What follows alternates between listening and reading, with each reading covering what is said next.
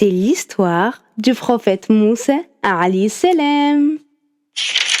Il y a très longtemps, dans un pays lointain appelé l'Égypte, vivait un peuple qu'on appelait les Benu Israël. Ce sont les descendants du prophète Yaqub, le père de Youssouf alayhi salam. Ce peuple souffrait beaucoup parce qu'un roi très méchant les maltraitait. Ce roi s'appelait Pharaon. Pharaon était cruel, il ne croyait pas en Allah et il voulait que tout le monde l'adore lui plutôt qu'Allah, le créateur des mondes. Ce qui l'amena à agir de cette manière ignoble est que les Benu Israël se transmettaient des récits disant que naîtrait de leur descendance un garçon qui entraînerait la chute du roi d'Égypte. Cette célèbre annonce chez les Benu Israël circula parmi les Égyptiens et finit par parvenir aux oreilles de Pharaon. Les gens dirent alors à Pharaon: « Notre Majesté, une prophétie circule chez les Benu Israël, disant qu'un garçon naîtra parmi les Benu Israël et que lorsqu'il deviendra grand, il te fera perdre ton royaume. » Pharaon était très en colère à l'écoute de cette annonce, mais derrière cette colère, il avait très peur. Alors, il fit une chose horrible.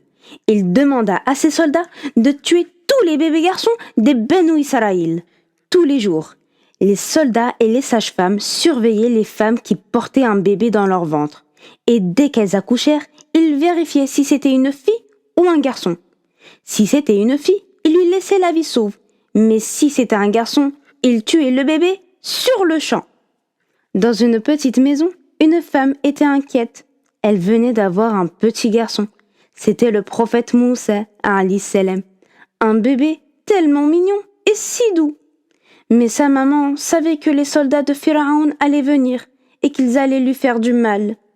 Allah parla au cœur de la maman de Moussa et lui dit: « N'aie pas peur et fais-moi confiance. Prends ton bébé et mets-le dans un grand panier bien fermé, puis dépose le panier dans le fleuve. » Même si cela semblait difficile, la maman de Moussa fit confiance à Allah. Elle mit Moussa dans un panier et le laissa flotter sur le fleuve. Elle demanda à sa grande sœur de suivre discrètement le panier pour savoir où il irait. Le panier flotta doucement sur l'eau jusqu'à s'approcher du palais de Pharaon. Là-bas, la femme de Pharaon, qui s'appelait Assia, trouva le panier. Lorsqu'elle l'ouvrit, elle vit le petit Moussa et son cœur se remplit d'amour pour lui. Elle alla voir Pharaon et lui dit: « Regarde ce bébé, ne le tuons pas. Il pourrait être notre fils et nous rendre heureux, s'il te plaît. » Pharaon accepta, mais le bébé Moussa pleurait. Il avait faim et ne voulait boire le lait de personne. Les sages-femmes qui s'occupaient de lui sont allées au marché dans l'espoir de trouver une femme qui puisse lui donner du lait. Tandis qu'elles étaient au marché entourées par la foule, la sœur de Moussa le reconnut et dit: « Je connais une dame qui pourrait allaiter ce bébé pour vous. » Elle parla de sa propre maman, la maman de Moussa. C'est ainsi qu'Allah réunit Moussa et sa maman d'une manière merveilleuse. Elle pouvait nourrir son bébé et s'occuper de lui tout en étant en sécurité. Le prophète Moussa grandit dans le palais de Pharaon. C'était devenu un homme fort et courageux. Un jour, alors qu'il marche dans la ville, Moussa voit un homme des Benu Israël en train de se battre avec un Égyptien. Pour défendre l'homme, Moussa frappe l'Égyptien. Mais le coup était trop fort et tua l'Égyptien. Moussa est rempli de regrets et implore le pardon d'Allah. Moussa avait très peur. Si Pharaon apprend qu'il a tué un Égyptien pour défendre un Beni Israël, il risquerait de le tuer. Il marchait dans la ville terrifié et regardait constamment autour de lui. Le lendemain, un homme gentil qui voulait le bien pour lui est venu en courant l'informer que Pharaon a envoyé ses soldats pour le punir. Alors, Moussa, inquiet, quitte l'Égypte et part pieds nus, sans chaussures, ni même un peu de nourriture, pour un long voyage.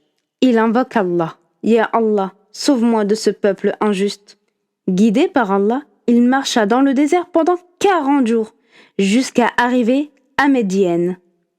En arrivant à Médiane, Moussa voit un groupe de bergers abreuvant leurs troupeaux près d'un puits. 2 jeunes femmes restant à l'écart avec leurs moutons, attendant leur tour. Moussa, bienveillant, tire l'eau du puits pour elles. Impressionnée par son comportement, elle raconte ce qui s'est passé à leur père. Leur père invite alors Moussa chez lui. Après avoir entendu son histoire, il lui dit « Je vois que tu es un homme de confiance. Je voudrais te marier à l'une de mes filles, si tu acceptes de travailler pour moi pendant 10 ans. » Moussa accepte, travaille dur, se marie et vit paisiblement. Des années plus tard, Moussa décide de quitter Médiane avec sa famille. Lorsqu'il traverse le désert par une nuit froide, il aperçoit une lumière sur la montagne Sinan. Pensant qu'il s'agit d'un feu, il demande à sa famille de l'attendre et s'y rend pour rapporter une braise ou trouver des indications sur le chemin. Mais en s'approchant, il entend une voix qui l'appelle. « Ô Moussa, je suis Allah, enlève tes sandales car tu es dans une vallée sacrée. Je t'ai choisi, écoute donc ce qui va être révélé. » Allah lui confie une grande mission. Retourner en Égypte, transmettre son message à Pharaon et libérer les Benu Israël de leur esclavage. Pour le rassurer, Allah lui accorde 2 miracles. Il lui dit « Jette ton bâton ». Moussa obéit et son bâton se transforme en serpent. Il a eu très peur, mais Allah le rassura. Il lui dit ensuite « Mets ta main dans ton camis » et sa main devient toute lumineuse. Moussa, accompagné de son frère Haroun, se présente à Pharaon. Avec sagesse et persévérance, ils lui disent « Nous sommes les envoyés d'Allah. Crois en Allah et libère les Benu Israël. » Mais Pharaon, arrogant, refuse de croire. Quand Moussa montre ses miracles, Pharaon l'accuse de sorcellerie et rassemble ses meilleurs magiciens pour défier Moussa. Les magiciens lancent leur bâton en premier. Et le bâton de Moussa, transformé en serpent géant, les dévore tous. Les magiciens réalisent que ce n'était pas de la sorcellerie, mais un signe d'Allah. Ils se prosternèrent et déclarent leur foi, au grand désarroi de Pharaon. « Nous croyons au Dieu de Moussa, Allahu Akbar !» Malgré les nombreux signes envoyés par Allah, Pharaon refuse de libérer les Benu Israël. Allah ordonne alors à Moussa de conduire son peuple hors d'Égypte. Une nuit, ils préparent leurs affaires et s'enfuient discrètement. Mais Pharaon les poursuit avec son armée. Moussa et son peuple se retrouvent piégés devant la mer. Les Benu Israël paniquent, mais Moussa les rassure. « Mon Seigneur est avec moi, il me guidera. » Sur l'ordre d'Allah, Moussa frappe la mer avec son bâton et ouvrit la mer en 2, formant 2 énormes murs d'eau avec un passage sec au milieu.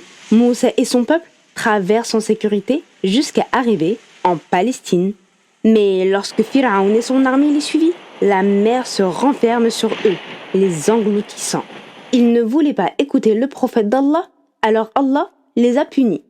Ainsi, grâce à l'aide et au miracle d'Allah, Moussa sauve les Benu Israël et accomplit sa mission. Cette histoire n'est que le début des aventures du prophète Moussa. Mais cela, mes chers enfants, c'est une autre histoire que je vous raconterai un autre jour.